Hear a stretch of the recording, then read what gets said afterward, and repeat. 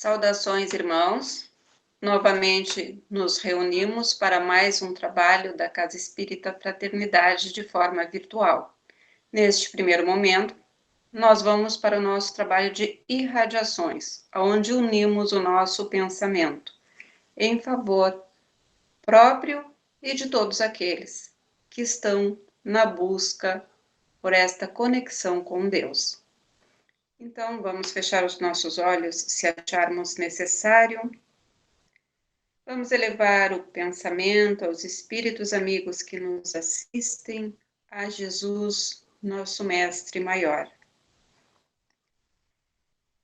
Vamos pedir a Jesus que nos traga o equilíbrio, que nos permita encontrar elementos dentro de nós para harmonizar as nossas ansiedades. E assim, vamos pensar em todos aqueles que convivem conosco nos nossos lares, todos que estão nos seus lares agora, neste momento diferenciado, aprendendo a conviver. Solicitamos ao Mestre Jesus que permita sejam retirados todos os fluidos deletérios do nosso ambiente e que energias de harmonia, saúde, equilíbrio e paz preencham os nossos lares. Vamos direcionar o nosso pensamento para todas as crianças que estão vivendo este momento diferente, que todos possam seguir as suas vidas, tirando boas lições desta experiência na sua jornada. Jesus as proteja e as envolva em condições necessárias para que cresçam com equilíbrio emocional e se tornem adultos no caminho do bem, do amor universal. Vamos enviar o nosso pensamento a todos aqueles que se encontram nas ruas, que Jesus lhes envolva em seu divino amor.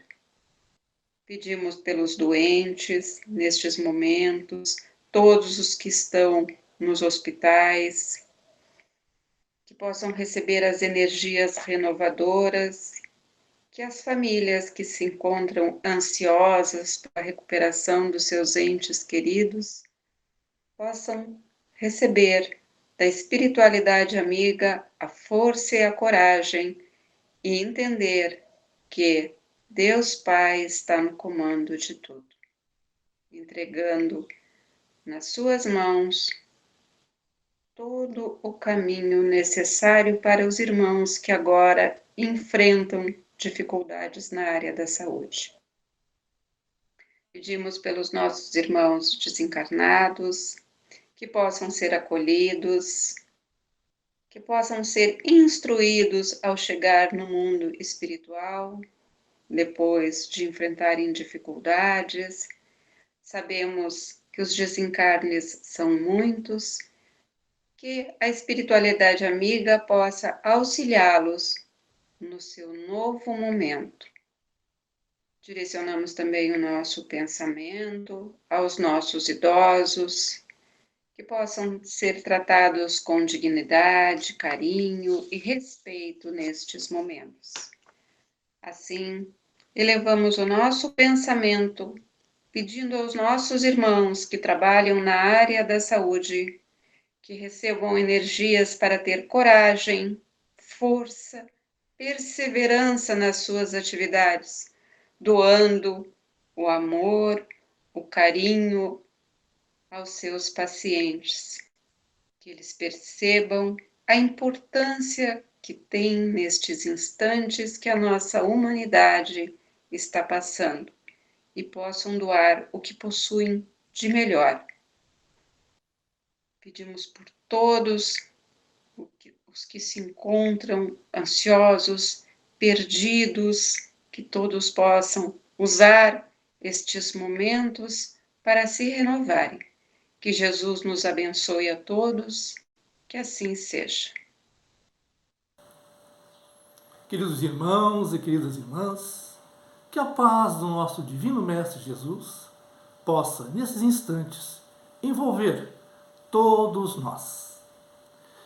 Iniciaremos a nossa exposição de hoje contando uma historinha envolvendo Simão Pedro e o Mestre Jesus. Historinha esta que está inclusa no livro Luz Acima, ditada a Chico Xavier pelo espírito Irmão X, que é o pseudônimo de Humberto de Campos, e cujo título é Os Maiores Inimigos. Conta-nos o Irmão X que Jesus e Simão Pedro iam em um caminho que ligava Cafarnaum a Magdala. Quando Pedro indaga ao Mestre Jesus se ele saberia dizer aonde moram os nossos maiores inimigos. Jesus ficou em silêncio, mas diante da insistência de Pedro, Jesus bondosamente responde: a experiência tudo nos revela no momento preciso. Mas Pedro, impaciente, reclamou: a experiência demora tanto.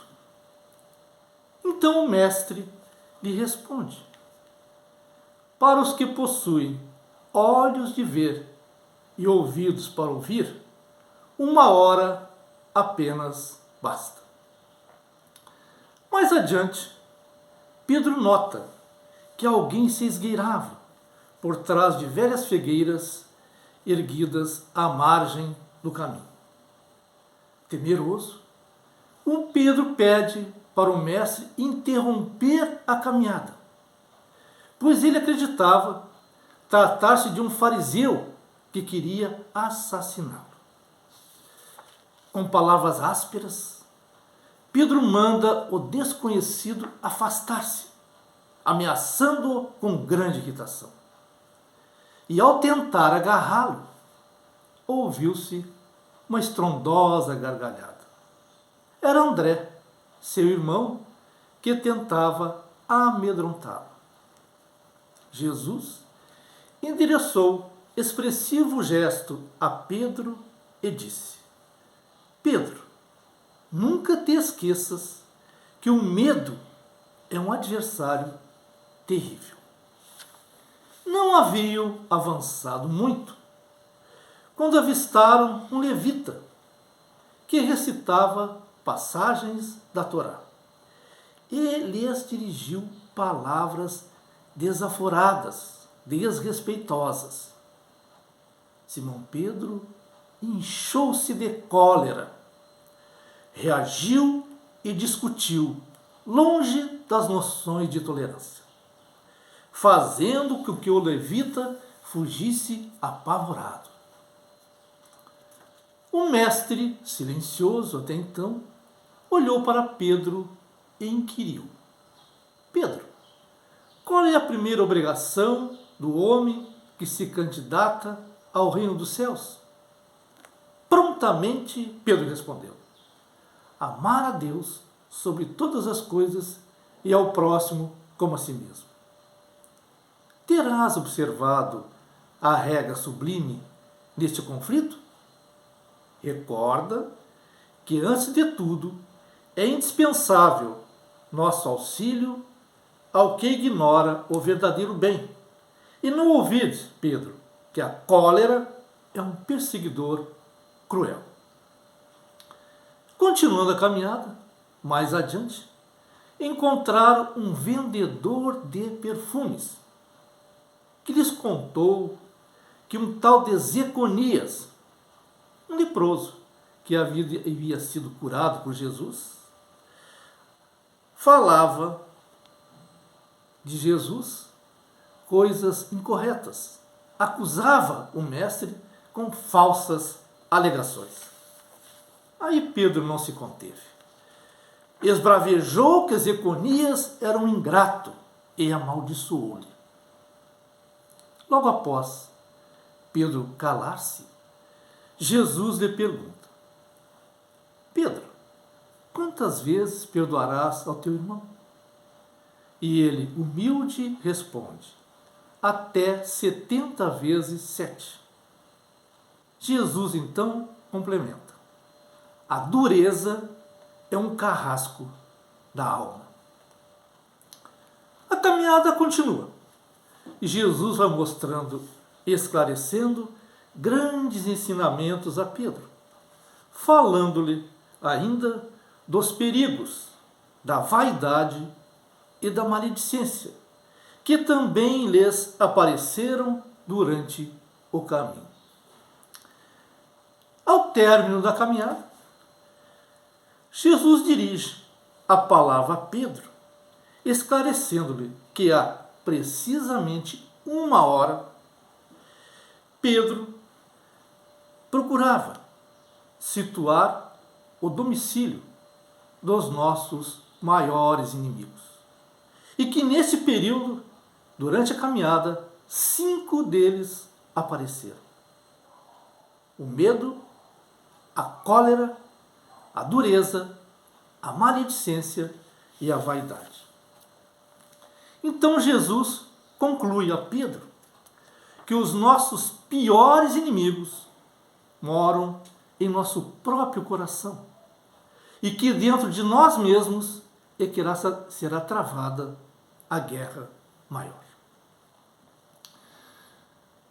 Meus irmãos e minhas irmãs, vimos assim que nós trazemos em nosso íntimo os nossos maiores inimigos.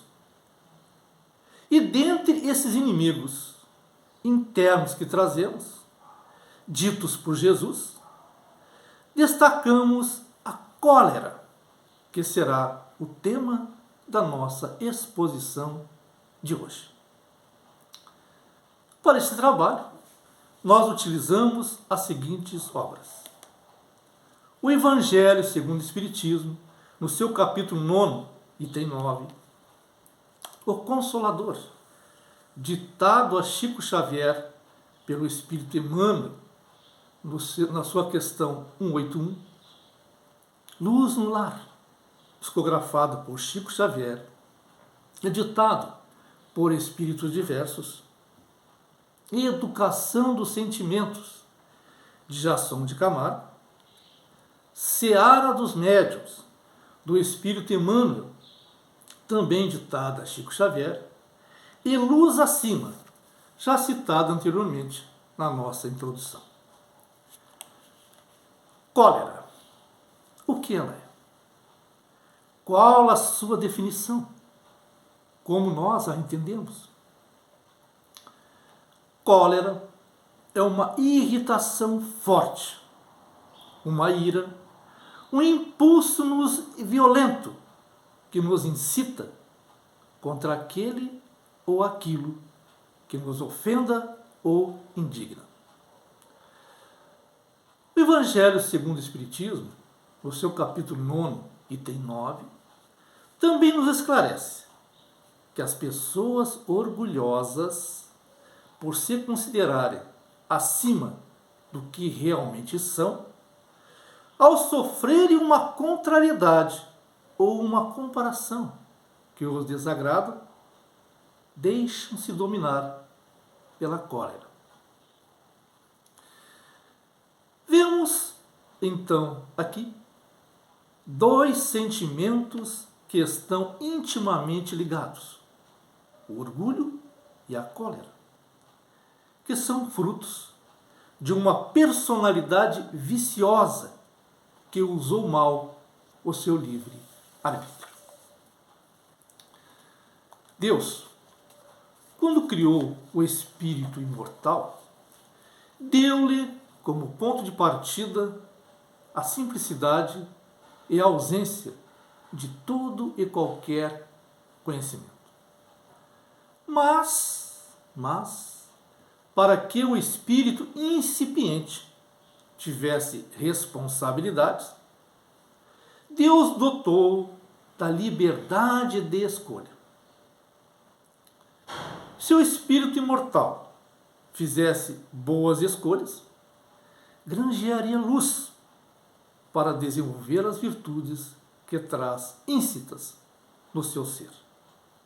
Mas, se ele se complacesse com vícios, obteria trevas que atrasariam sua caminhada e lhe proporcionariam muitas dores, nesta existência ou em outras futuras. E a cólera é um desses ingredientes trevosos que prejudica não somente aquele que a expressa, como também aqueles com quem o colérico convive.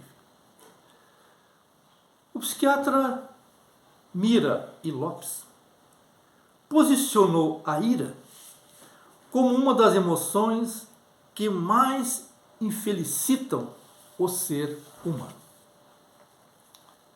Segundo ele, os danos mentais e físicos causados pela ira são enormes.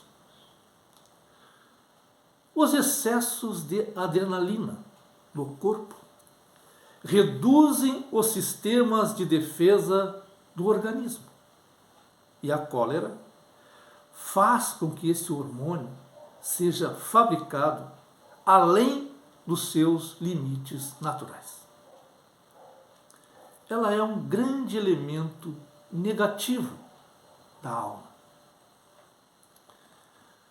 Quando o indivíduo interioriza a cólera ou ira, ele armazena uma energia deletéria, tornando-se um enfermo crônico, com possíveis surgimento de úlceras, mal-estar, desesperações e até mesmo infecções. O Espírito Emmanuel, na questão 181 do seu livro O Consolador, nos diz que, nos seus impulsos violentos, a cólera é um vinho envenenado, de cuja embriaguez a alma desperta sempre com o coração tocado de amargosos remorsos. Vemos assim que uma atitude impensada, quando levada a um efeito explosivo, traz sempre consequências desagradáveis. Esta explosão instantânea nada mais é do que o transbordamento de energias deletérias acumuladas pelo indivíduo, através de comportamentos infelizes adquiridos pelos vícios com os quais ele se satisfez. Muitas pessoas dizem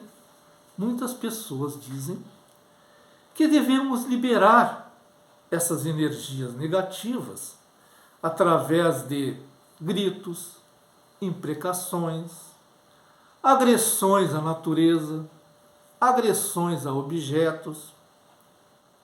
Mas isto poderá sair fora de controle e piorar ainda mais a situação do colérico. O que o indivíduo poderá fazer para não comprometer-se ainda mais é adestrar a sua mente.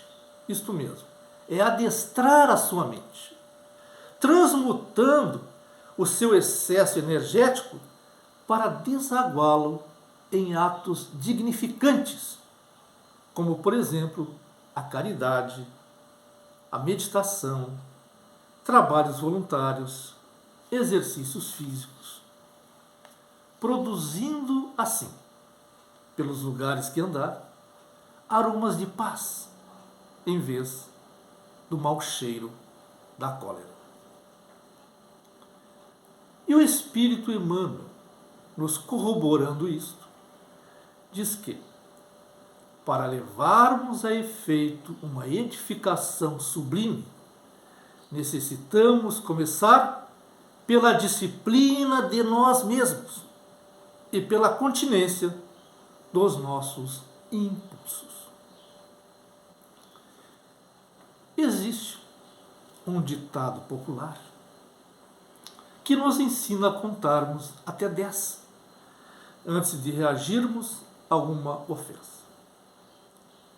Se assim procedermos, evitaremos de cometer um desatino que poderá nos trazer amargas consequências.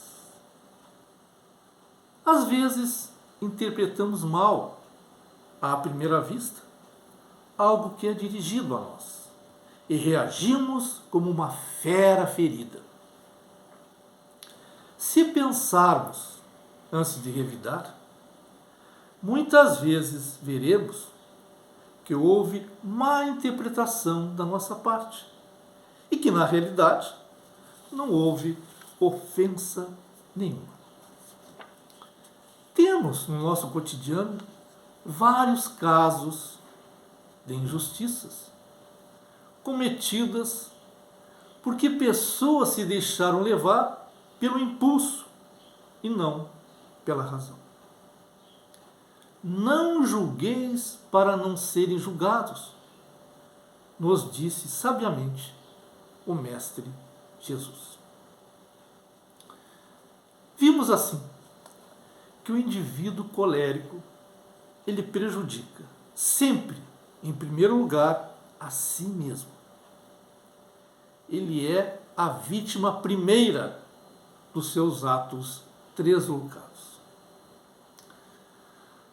E se essas atitudes explosivas, se elas atingissem seus familiares ou outras pessoas do seu convívio diário, tornando-as infelizes e até doentes, pessoas que sempre estiveram ao seu lado, ajudando nas mais diversas dificuldades, será que o colérico não sentirá remorso em fazer sofrer essas pessoas?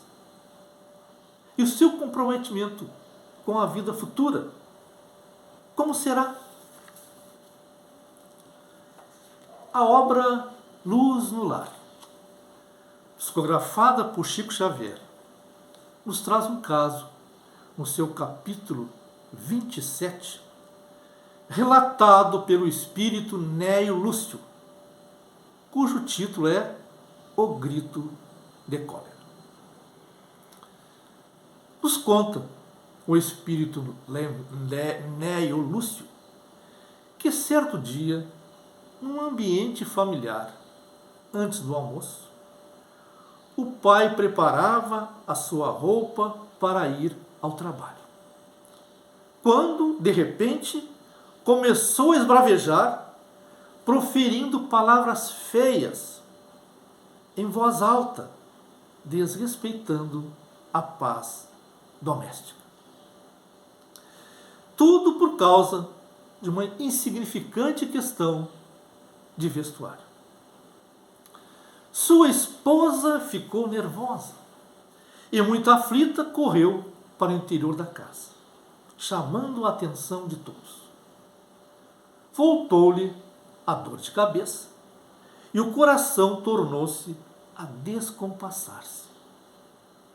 As duas filhas, que cuidavam do almoço, dirigiram-se apressadamente para o quarto a fim de socorrê-la. E com isso, 2/3 do almoço ficaram inutilizadas. E por causa deste ato explosivo e irrefletido do pai, o almoço atrasou. E ele acabou chegando atrasado no serviço.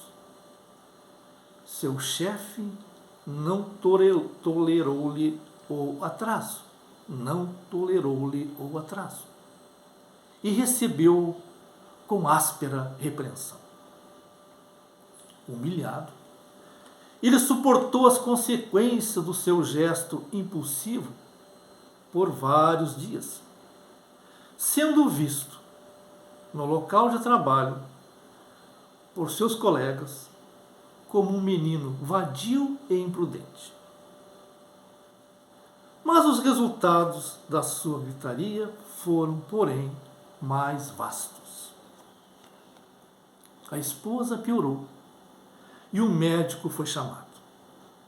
Medicamentos de alto preço trazido às pressas impuseram uma subida às despesas, que junto com o aluguel, contas de armazém e farmácia, tornaram-se difíceis de pagar.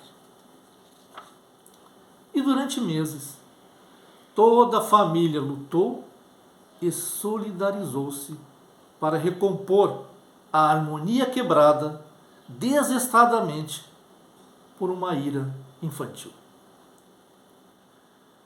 Dias de preocupações, trabalhos árduos, sacrifícios e lágrimas se sucederam.